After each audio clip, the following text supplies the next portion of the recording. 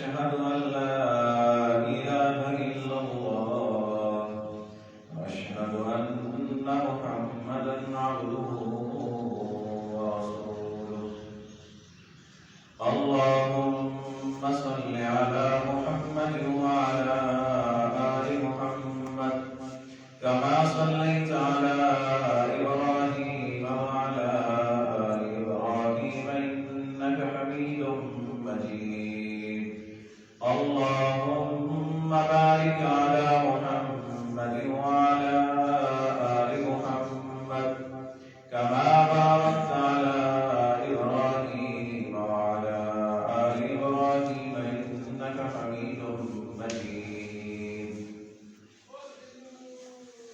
میرے انتہائی واجب الاحترام قابل صد احترام کا تقریم دوستوں بھائیوں، اللہ رب العزت نے فضل فرمایا، کرم فرمایا، اپنے گھر کے اندر آنے کی توفیق عطا فرمائی۔ دعا کرنے جو جلال والاکرام سے اللہ پاک اس کو اپنی بارگاہ میں اندر قبول فرمائے اور اس کو ہمارے لیے آخرت کے اندر توشہ بنائے۔ میں نے آپ حضرات کے سامنے خطبے کے اندر ایک آیت تلاوت کی ہے اور اس کے علاوہ کوئی احادیث مبارکہ نہیں پڑھی بلکہ کلمہ شہادت پڑھا، اور میری یہ خواہش ہے کہ میں اسی کی روشنی میں چند باتیں آپ کے گوش گزار کر دوں۔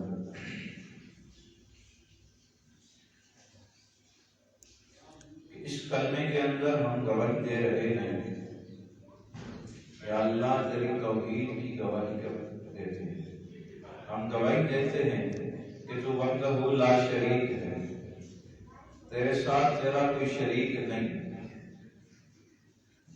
رب کی وحدانیت کا اعلان کر رہے ہیں اور اس پر گواہی دے رہے ہیں۔ اور دوسرا، ہم گواہی دے رہے ہیں آقا علیہ الصلوۃ والسلام کے رسالت کی۔ یا رسول اللہ، آپ ہی کو نبی مانو، آپ کو ہی رسول مانو کہ آپ کے اللہ کے رسول ہیں۔ ہم اس بات کی گواہی دیتے ہیں، اور گواہی دینے کی کئی جگہ ہوا کرتی ہے۔ ایک گواہی ہم دیتے ہیں، بھئی کسی کا عدالت میں کیس لگ گیا، کچہری میں چلا گیا، کورٹ میں چلا گیا، جج اس سے سوال کرتا ہے، بھائی آپ کے حق پر ہونے کی دلیل کیا ہے؟ وہ کہتے ہیں کہ میرے پاس گواہ موجود ہے۔ کیا کہتے ہیں؟ میرے پاس بلند اور کیا کہتے ہیں؟ میرے پاس گواہ موجود ہے۔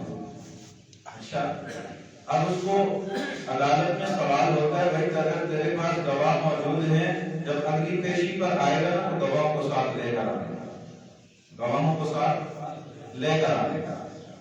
اب یہ گاؤں میں آ گیا، محلے میں آ گیا، دوستوں یاروں کی محفل میں آ گیا، کہتا ہے یار تمہیں تو پتا ہے کہ میں اس معاملے کے اندر سچا ہوں، تم میری گواہی دو گے؟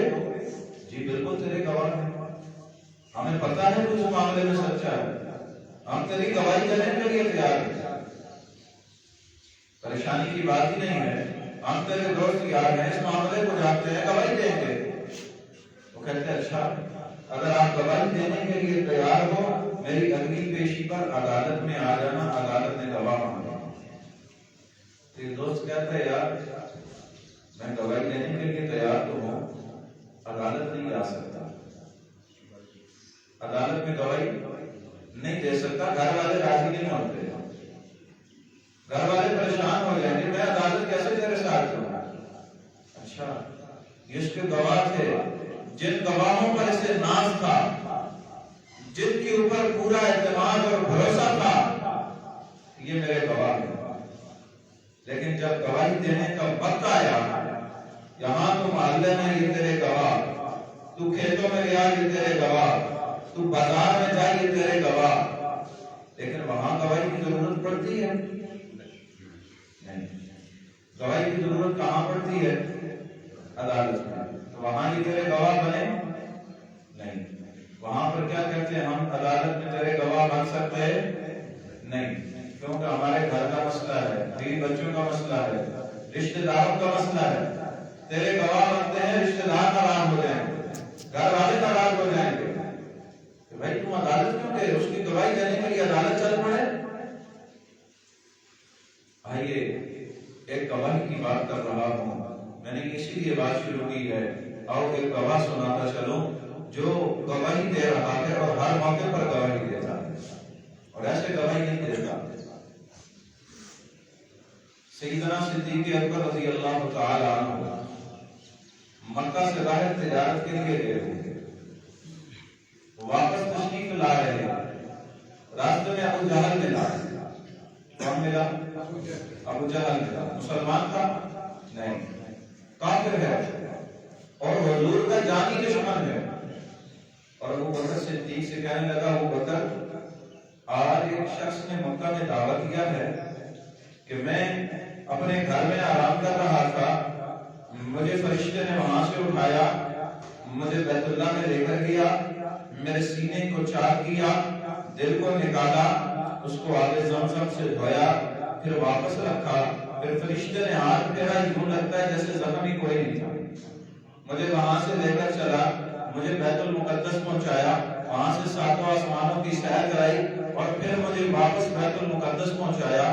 میں نے وہ ساتوں آسمانوں پہ گیا، میں نے جنت کو دیکھا، میں نے جہنم کو دیکھا، وہاں پر میں نے رب کے عرش کو دیکھا، میں رب کے عرش پر گیا ہوں، پھر واپس آیا ہوں، بیت المقدس میں نبیوں کی امامت کروائی ہے، پھر میں وہاں سے چلا، میں بیت اللہ میں پہنچا، وہاں سے اپنے گھر آیا، تو جس حالت میں کنڈی کو چھوڑ کر گیا تھا وہ اسی طرح ہل رہی تھی، بستر اسی طرح گرم تھا۔ سبحان اللہ۔ تم مانتے ہو؟ تو حضرت ابوبکر صدیق کہنے لگے، یہ کہتا کون ہے؟ کہا ابو بکر یہ تیرا دوست محمد بن عبداللہ کہتا ہے۔ کہا سن ابو جہل، اگر یہ بات اللہ کے محبوب فرماتے ہیں صدیق نے نبوت کی زبان سے نہیں سنا، صدیق پھر بھی تصدیق کرتا ہے۔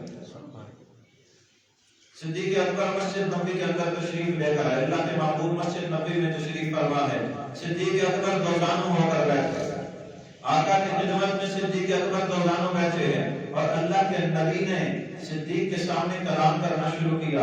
آقا فرماتے ہیں صدیق میرے پاس رات کو جبرائیل امین آئے تھے، میں ام ہانی کے گھر میں آرام کر رہا تھا، میں ام ہانی کے گھر میں تھا، میرے پاس جبرائیل امین تشریف لائے۔ صدیق فرمانے لگے صدقت یا رسول اللہ، فرمایا مجھے یہاں سے اٹھایا بیت اللہ میں لے گئے، صدقت یا رسول اللہ، میرے سینے کو چاک کیا، اس میں سے دل مبارک کو نکالا، صدقت یا رسول اللہ، آگے زمزم سے دھویا، پھر اس کو واپس رکھا، پھر سے جبرائیل نے پر مارا، ہاتھ پھرا، یوں لگتا ہے جیسے زخم کا نشان ختم ہو گیا، صدقت یا رسول اللہ، مجھے یہاں سے براق پر بٹھایا، جو جنت کی سواری ہے، صدقت یا رسول اللہ، مجھے یہاں سے براق لے کر چلا، وہ ایسا براق ہے جہاں اس کی نگاہ پڑتی ہے وہاں قدم پڑتا ہے، صدقت یا رسول اللہ، مجھے وہ براق لے کر بیت المقدس میں پہنچا، صدقت یا رسول اللہ، اے صدیق تو ہر جواب بات میں کہتے ہیں، صدقت یا رسول اللہ، وہاں سے مجھے جبرائیل امین نے اٹھایا، میں نے پہلے آسمان کو کراس کیا، صدقت یا رسول اللہ، دوسرے آسمان کو کراس کیا، صدیق کہتے صدقت یا رسول اللہ، تیسرے چوتھے پانچویں چھٹے اور ساتویں آسمان کو کراس کیا، صدقت یا رسول اللہ، میں وہاں سے رب کے عرش پہ گیا، صدقت یا رسول اللہ، میں وہاں سے واپس پلٹا، مجھے 50 نمازیں ملی، میں بار بار پلٹا، مجھے 5 نمازیں رہ گئی، مجھے 5 نمازیں ملی ہیں، صدقت یا رسول اللہ، میں نے جہنم کو دیکھا، صدقت یا رسول اللہ، میں نے جنت کو دیکھا، صدقت یا رسول اللہ، صدیق میں نے جنت میں تیرا محل دیکھا، صدقت یا رسول اللہ، میں واپس بیت المقدس میں پہنچا، صدقت یا رسول اللہ، میں نے وہاں سارے نبیوں کی امامت کروائی، صدقت یا رسول اللہ، میں واپس بیت اللہ میں پہنچا، صدقت یا رسول اللہ، ام ہانی کے گھر میں آیا، صدقت یا رسول اللہ، وہاں پر جس حالت میں بستر چھوڑ کر گیا تھا، بستر بھی ویسے گرم تھا، جو کنڈی ہلتی چھوڑ کر گیا تھا، کنڈی ویسے ہل رہی تھی، صدیق کہتے ہیں صدقت یا رسول اللہ، اب صدیق کی زبان پر ایک جملہ آیا، صدیق کہنے لگے اے سارے مکہ جھٹلا گیا، صدیق اس حالت میں کہتا ہے اشہد انک نبی حق، سبحان اللہ، اشہد انک نبی حق، پہلے اللہ کے نبی کلام کرتے پھر صدیق جواب دیتے، اب پہلے کلام صدیق نے کیا، اب نبی کا جواب بھی سنیے، صدیق نے کلام کیا، صدیق اکبر کی زبان سے جملہ نکلا اشہد انک نبی حق، میں گواہی دیتا ہوں یا رسول اللہ آپ نبی ہیں، آپ پر حق نبی ہیں۔ اب نبوت کی زبان سے جملہ نکلا صدیق، ایک گواہی تو نے دی ہے، اب میری گواہی بھی سن، اشہد انک صدیق، کہ آج نبوت تیری صداقت پہ دلیل گواہی دے رہا ہے۔ تو ہمارے گواہ کہاں تک چلے؟ عدالت تک بھی ساتھ نہیں ہے، اور جہاں سارا مکہ جو چلا گیا وہاں صدیق نے نبوت کی گواہی دی، نبوت کے حق میں کھڑے ہو کر صدیق نے گواہی دی۔ اور آج ہم نے، میں نے اور آپ نے یہ سنا ہے کہ آقا نے انگلی اٹھائی اور چاند دو ٹکڑے ہو گئے۔ ہم نے دیکھا ہے نہیں، ہم نے صرف سنا ہے، اور ہم اس پر ایمان لائے ہیں۔ ہمارا ایمان ہے کہ آقا کی انگلی اٹھی، چاند دو ٹکڑے ہو گئے۔ ہم نے یہ سنا ہے کہ ابو جہل گو کو لے کر آیا اور وہ گو اس کے ہاتھ میں تھی، اللہ کے محبوب نے اشارہ کیا بول پڑو۔ ہم نے سنا ہے ابو جہل کی مٹھی میں پتھر بولے، ہم نے سنا ہے۔ لیکن ایک شخص ایسا بھی ہے کہ جس نے یہ سارا ہوتے دیکھا پھر بھی نہیں مانا، ابو جہل آیا آقا علیہ السلام کی خدمت میں، کہنے لگا اگر یہ چاند تو ٹکڑے ہو جائے نا تو میں تیری نبوت کی گواہی دوں گا۔ گواہی میں فرق ہے۔ صدیق اکبر نے اللہ کے نبی کی زبان سے نہیں، دشمن کی زبان سے سن کر گواہی دی تو ابو بکر سے صدیق اکبر بن گئے، اور اس نے سن کر نہیں، دیکھ کر بھی نہیں مانا تو اس کو پھر لقب ابو جہل کا ملا۔ ایک ہوتا ہے علم نہ ہونے کی وجہ سے نہ ماننا، بات کا انکار کر دینا، اور ایک ہوتا ہے ضدی۔ کیا ہوتا ہے؟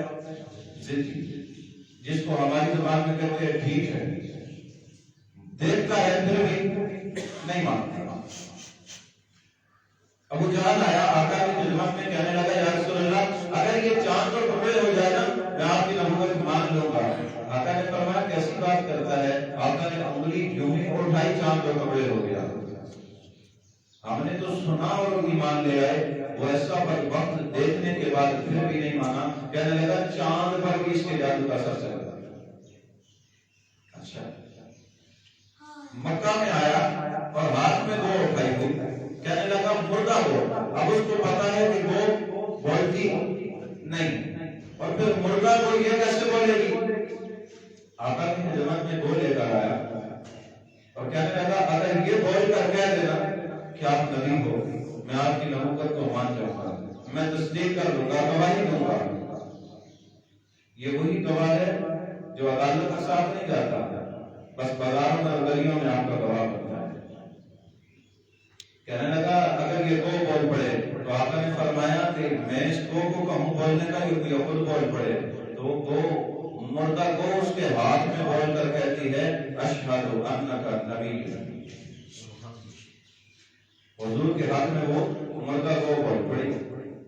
اچھا، اب سوال یہ ہوتا ہے کہ بھئی وہ گو ہی کیوں لے کر آیا؟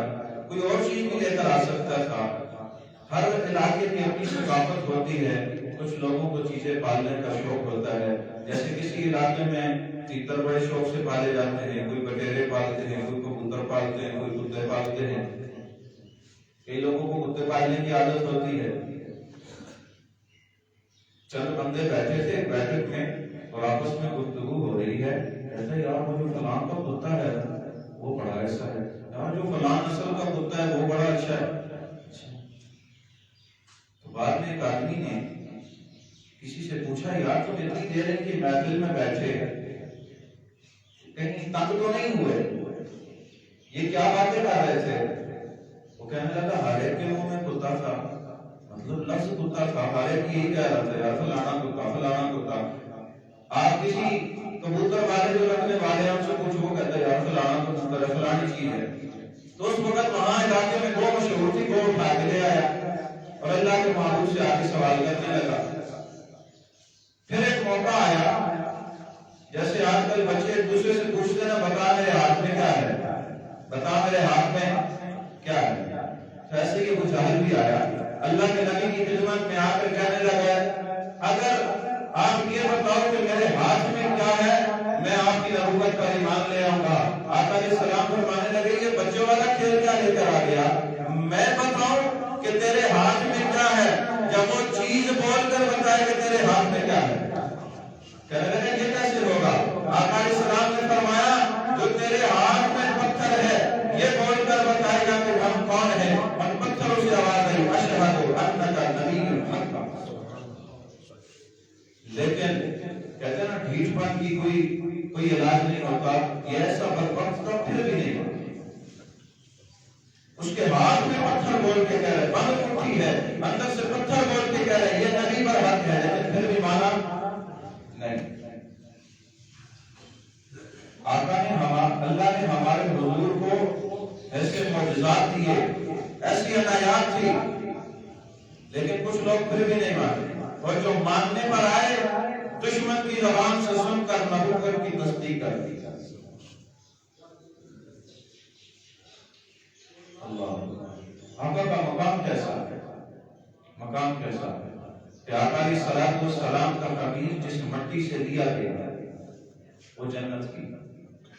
بعض کم عقل لوگ، کم فہم لوگ، بات کو نہ سمجھنے والے یہ کہتے ہیں کہ حضور ہم جیسے ہیں، حضور کیا کہتے ہیں جی، حضور بلند آواز سے کیا کہتے ہیں، حضور ہم جیسے ہیں۔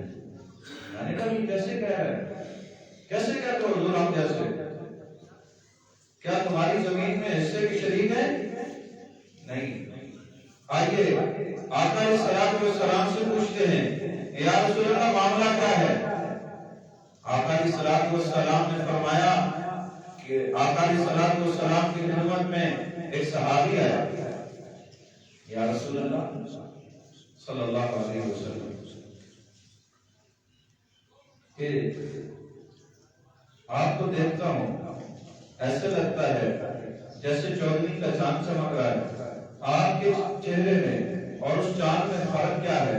آقا علیہ السلام فرمانے لگے کہ وہ عرشوں پہ چمک، وہ آسمانوں پہ چمکتا ہے، میں دنیا میں چمکتا ہوں۔ ایک صحابی ہے وہ فرماتے ہیں مسجد نبوی کے اندر آیا، آقا علیہ السلام آرام فرما رہے ہیں، چودھویں کی رات ہے، آسمان پہ دیکھتا ہوں چاند چمکتا ہے، ادھر محبوب کے چہرے کو دیکھتا ہوں یہ بھی چمکتا ہے، میں سوچ میں پڑ گیا اسے حسین کہوں یا اس چاند کو حسین کہوں۔ میں اس چاند پہ نگاہ ڈالتا، نگاہ جم جاتی تھی، حضور کے چہرے پہ نگاہ ڈالتا، نگاہ جم نہیں سکتی تھی، اتنا حسن تھا۔ آخر میں کہنے پر مجبور ہو گیا کہ وہ جو چاند چمک رہا ہے اس چاند کی وجہ سے چمک رہا ہے، وہ جو چاند چمک رہا ہے اس چاند کی وجہ سے چمک رہا ہے، اس کی روشنی، اس کی چمک، اس چمک کے سامنے کچھ نہیں۔ ام ہانی کے گھر میں اللہ کے محبوب آرام فرما رہے ہیں، اللہ کے محبوب کی پیشانی پر پسینہ تھا، تو وہ ایک شیشے میں اس کو بند کر رہی تھی۔ آقا کی آنکھ کھل گئی، کیا کر رہی ہو؟ رسول اللہ آپ کا پسینہ اکٹھا کر رہی ہو، غریب خاندان کی، غریب گھر کی ہوں، میں خوشبوئیں خرید نہیں سکتی، آپ کا پسینہ جمع کرتی ہوں، میرے بچے کھیلنے کے لیے گھر سے باہر نکلتے ہیں، تھوڑا سا ان کے جسم پہ لگا دیا کرتی ہوں، مکہ کی عورتیں آ کر پوچھا کرتی ہیں ام ہانی یہ خوشبو کہاں سے منگوائی ہے، آج تک ہم نے تو نہیں سنی۔ آقا فرمانے لگے ام ہانی مجھے پسینہ آتا ہے اس لیے کہ میں تم میں سے ہوں، مجھے پسینہ آتا ہے کیونکہ میں تم میں سے ہوں، لیکن پسینے سے خوشبو آتی ہے کیونکہ تم جیسا نہیں، کیونکہ تم جیسا نہیں۔ اما عائشہ فرماتی ہیں یا رسول اللہ آپ بیت الخلاء میں گئے، جب آپ واپس باہر نکلے میں پیچھے گئی دیکھنے کے لیے کہ آقا کس رخ پر بیٹھتے ہیں، امت کو بتا سکوں کہ آقا اس رخ پر بیٹھتے ہیں، لیکن میں جب وہاں پر گئی میں نے تو خوشبو سونگی، میں نے وہاں کسی چیز کو نہیں پایا، میں نے وہاں سے خوشبو سونگی ہے۔ آقا فرماتے ہیں عائشہ میں طہارت کے لیے بیت الخلاء میں جاتا ہوں کیونکہ تم میں سے ہوں، لیکن وہاں سے خوشبو آتی ہے کیونکہ تم جیسا نہیں، کیونکہ تم جیسا نہیں۔ اچھا آقا علیہ السلام فرماتے ہیں کہ اللہ نے میں نے شروع میں ایک آیت پڑھی تھی، اور یہ دعا، یہ آیت وہ ہے، فرمایا کہ جب قبر پر مٹی ڈالو اس کو 3 حصوں میں تقسیم کر کے پڑھو، اور 3 مٹھی مٹی ڈالنے کا حکم ہے اور یہ دعا پڑھنے کا حکم ہے۔ فرمایا منہا خلقناکم، تمہیں زمین میں سے پیدا کیا، وفیہا نعیدکم، پھر اسی میں لوٹائے جاؤ، ومنہا نخرجکم تارۃ اخری، کل قیامت کے دن پھر اسی مٹی میں سے اٹھائے جاؤ۔ آقا فرماتے ہیں اسی مٹی سے پیدائش ہوئی، اسی مٹی میں جانا ہے، اسی مٹی سے پھر اٹھنا ہے۔ ایک تمہاری پیدائش ہے جو عام مٹی سے ہوئی، ایک نبیوں کی پیدائش ہے جو جنت کی مٹی سے ہوئی، اور ایک میری پیدائش ہے جو جنت الفردوس والی مٹی سے۔ یا رسول اللہ آپ کو پسینہ آتا ہے، بھائی تم میں سے ہوں، پسینے سے خوشبو آتی ہے، تم جیسا نہیں ہو۔ جنت کی مٹی کا اثر ہے کہ جنت کی مٹی کے اندر بدبو نہیں، خوشبو ہوا کرتی ہے۔ اچھا یا رسول اللہ جنت کی مٹی میں خوشبو ہے؟ جی، حضرت انس فرماتے ہیں میں آقا علیہ الصلوۃ والسلام کی خدمت میں 10 سال رہا، میں نے 10 سال آقا کی خدمت کی، میں نے کبھی نہیں دیکھا آقا نے مجھے کبھی غصہ کیا، ہمیشہ اخلاقیات دیکھے۔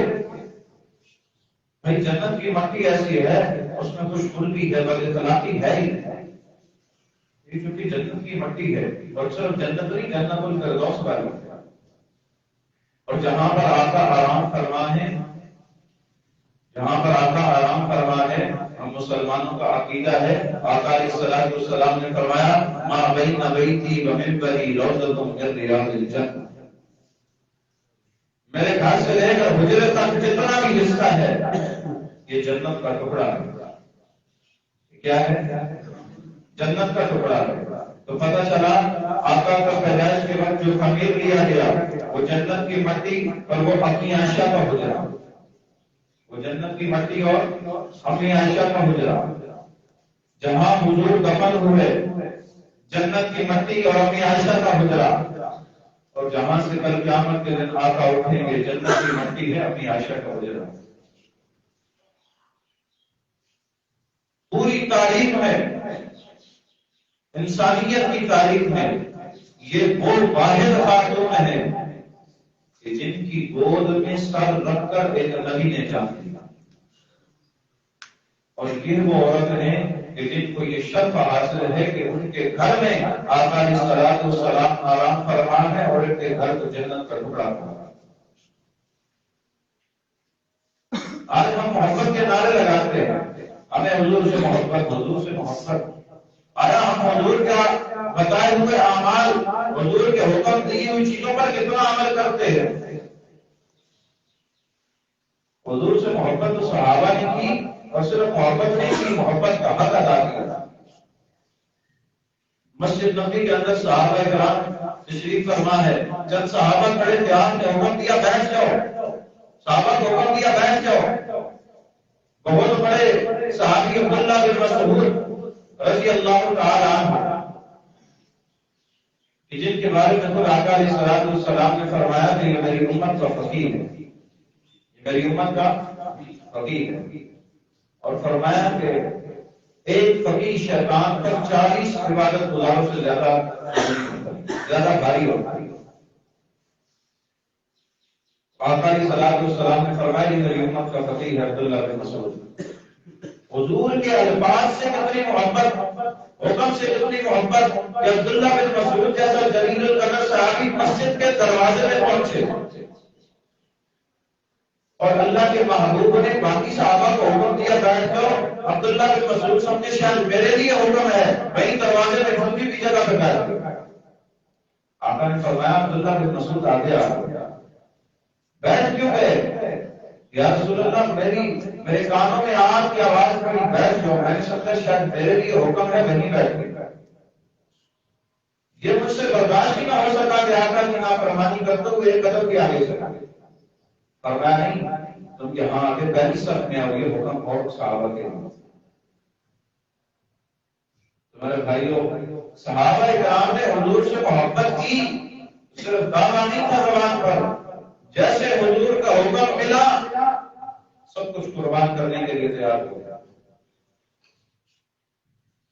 اللہ رب العزت سے دعا ہے اللہ پاک ہمیں آقا علیہ الصلوۃ والسلام کی سنتوں کے مطابق زندگی گزارنے کی توفیق عطا فرمائے۔ جن کاموں کا اللہ رب العزت نے حکم دیا حضور علیہ الصلوۃ والسلام نے کر دکھایا، اللہ پاک اسی کے مطابق ہمیں زندگی گزارنے کی توفیق عطا فرمائے، صحابہ کرام کے نقش قدم پر چلنے کی توفیق عطا فرمائے۔ وآخر دعوانا الحمدللہ۔